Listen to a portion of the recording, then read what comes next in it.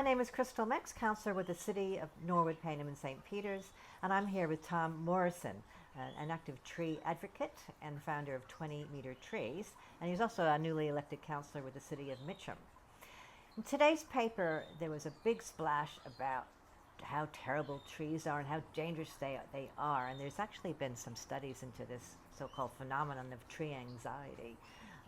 And it is very serious when trees do cause damage to physical infrastructure and to human life.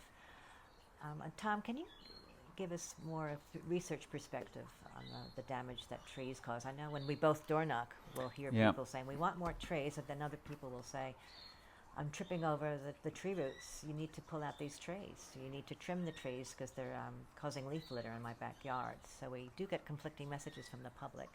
But more and more people want to have more trees. So can you go into some of the research findings that you found about the tree anxiety? Look, trees are really, really important to retain in our urban environment, and it's also very, very critical to have the right tree in the right location. Yes. That's really, really important.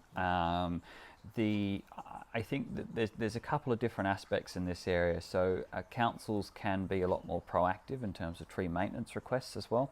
So a number of councils have got significant tree assistant funds, which will allow homeowners to contact the council, get a bit of financial support for helping to maintain their large tree. Because while everybody gets the benefits of those large trees, the individual has all of the costs associated with it. From a more sort of scientific research perspective, you're really, really unlikely to have large impact from a tree.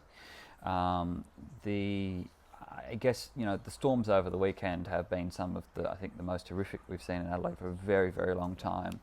And fundamentally, and I want to read this quote because I think it's really, really important here from the Arboriculture Society of Australia, from the expert there, Mark Hartley. And he goes, in a storm, trees absorb energy from the wind. They slow it down and they transfer that energy into the ground.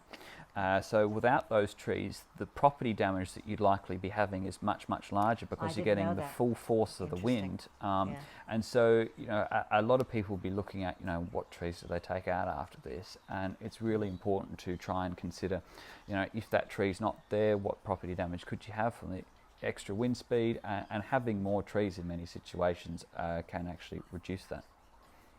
Okay, I didn't know that. That's good advice. So what can councils do to help the public manage their trees? Yeah, look, there's got to be a lot of better public education around trees and the risks that they can pose, as well as assistance for that maintenance, as sort of mentioned before. That's really, really important because getting a good, proper arborist to come out and assess your tree does cost a lot of money. Yes. And so a lot of people don't do that, and that can lead to all sorts of issues down the track.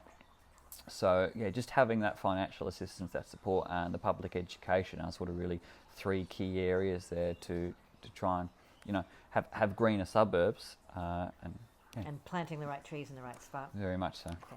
Have a look at our council's tree strategy that was endorsed last year, and more councils will be following. Thank you, Tom. Thank you. Look forward to working with you on council. Bye-bye.